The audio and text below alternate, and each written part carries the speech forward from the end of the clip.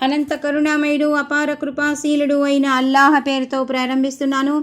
అస్సలాము అలైకుం. ఆడియో ద్వారా మనం హదీసు వెలుగు పుస్తక పఠనాన్ని ఆలకద్దాం. ఈరోజు మొట్టమొదటిగా సంకల్ప శుద్ధి గురించిన కొన్ని విషయాలు హదీసు వెలుగులో తెలుసుకుందాం. సంకల్ప శుద్ధి. మహనీయ ముహమ్మద్ సల్లల్లాహు అలైహి వసల్లం ఈ విధంగా సెలవిచ్చారని హజరత్ ఉమర్ రజియల్లా అన్హు ఉల్లేఖించారు. కర్మలు కేవలం మనోసంకల్పంపై ఆధారపడి ఉంటాయి. మనిషి దేని సంకల్పమైతే చేసుకుంటాడో అతనికి అదే ప్రాప్తమవుతుంది. ఉదాహరణకు, ఎవరైతే అల్లా ఆయన ప్రవక్త కొరకు హిజ్రత్ చేస్తారో వారి హిజ్రత్ మాత్రమే నిజమైన హిజ్రత్. ఎవరైతే ప్రపంచం కొరకు లేదా స్త్రీని వివాహమాడడానికి హిజ్రత్ చేస్తారో వారి హిజ్రత్ ప్రపంచం కొరకో లేక స్త్రీ కొరకో చేసిన హిజ్రత్గా పరిగణించబడుతుంది. ఇది మానసిక సంస్కరణ, ఆధ్యాత్మిక శిక్షణలకు సంబంధించిన ముఖ్యమైన హదీసు. మహాప్రవక్త ముహమ్మద్ సల్లల్లాహు అలైహి వసల్లం ఉపదేశానికి భావం ఏమంటే, సత్కార్యాలు సఫలీకృతమవటం మనిషి చిత్తవైఖరిపై ఆధారపడి ఉంటుంది. సంకల్పం సవ్యంగా ఉంటే పుణ్యఫలం లభిస్తుంది, లేకపోతే లేదు. ఒక కార్యం పైకి ఎంత గొప్ప సత్కార్యంగా కనిపించినా పరలోకంలో దాని ప్రతిఫలం లభించాలంటే దాన్ని దైవ ప్రసన్నత పొందడానికి మాత్రమే చెయ్యాలి. ఒకవేళ దాన్ని ప్రాపంచిక లాభం పొందడానికి మాత్రమే చేస్తే పరలోక వాణిజ్య మండలిలో దానికి ఎలాంటి విలువ లభ్యం కాదు. ఈ సత్కార్యం అక్కడ చెల్లని నాణ్యమవుతుంది.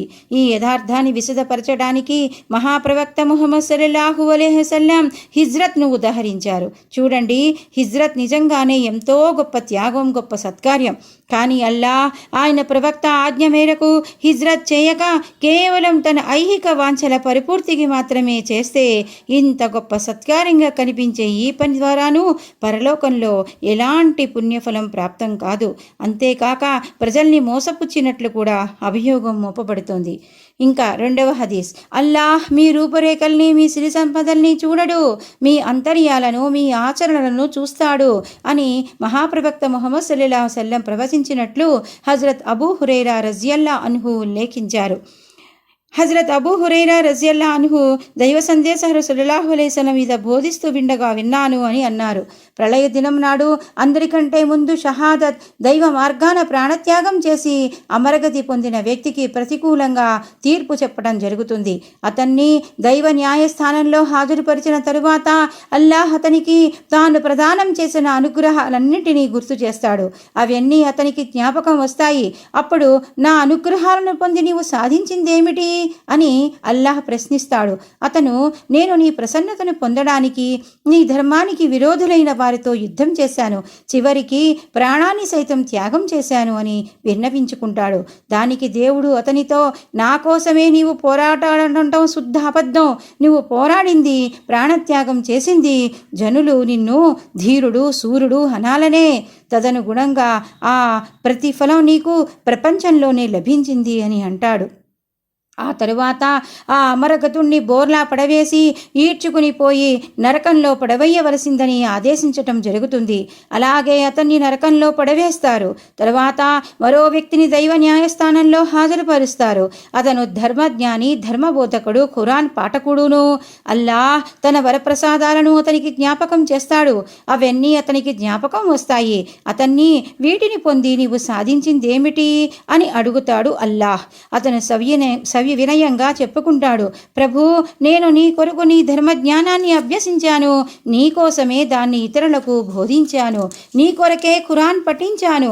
దానికి సర్వేశ్వరుడు, నువ్వు అబద్ధం చెప్పావు, జనులు నిన్ను పండితుడు అనాలనే ఉద్దేశంతో నీవు ధార్మిక విద్యను అభ్యసించావు, ప్రజలు నిన్ను ఖురాన్ జ్ఞాని అనాలనే ధ్యేయంతో నీవు ఖురాన్ పఠించావు, దానికి ప్రతిఫలం నీకు లోకంలోని లభించింది అని పలికి ఇతన్ని బోర్లా పడివేసి ఈడ్చుకుపోండి, నరకంలో పడవేయండి అని ఆదేశిస్తాడు. అతన్ని ఈడ్చుకుని పోయి నరకంలో పడవేస్తారు. మూడవ వ్యక్తి హాజరవుతాడు. అల్లాహ్ అతనికి ప్రపంచంలో సకల సంపదలను పుష్కలంగా ప్రసాదించి ఉంటాడు. అతనికి తన అన్ని అనుగ్రహాలను గుర్తు చేస్తాడు అల్లాహ్. అతను వాటినన్నిటినీ గుర్తు చేసుకొని, అవును, నేను ఈ అనుగ్రహాలన్నిటినీ పొందాను అని ఒప్పుకుంటాడు. అప్పుడు అతనితో అతని ప్రభువు, నా అనుగ్రహాలు పొంది నీవు ఏ కార్యాలు చేశావు అని ప్రశ్నిస్తాడు. సమాధానంగా అతడు నివేదించుకుంటాడు.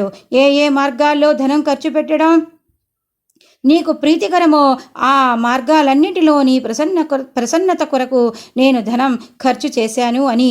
అప్పుడు అల్లాహ్ అంటాడు, అబద్ధం చెప్పావు, ప్రజలు నిన్ను దాత అనాలని నీవు ధనాన్ని కుమ్మరించావు, ఆ బిరుదు నీకు ప్రపంచంలో ఎలాగూ లభించింది అని చెప్పి ఇతన్ని బోర్లా పడివేసి ఈడ్చుకుని వెళ్ళి అగ్నిలో పడవేయండి అని ఆజ్ఞాపిస్తాడు. అతన్ని అలాగే తీసుకువెళ్ళి అగ్నిలో పడవేస్తారు.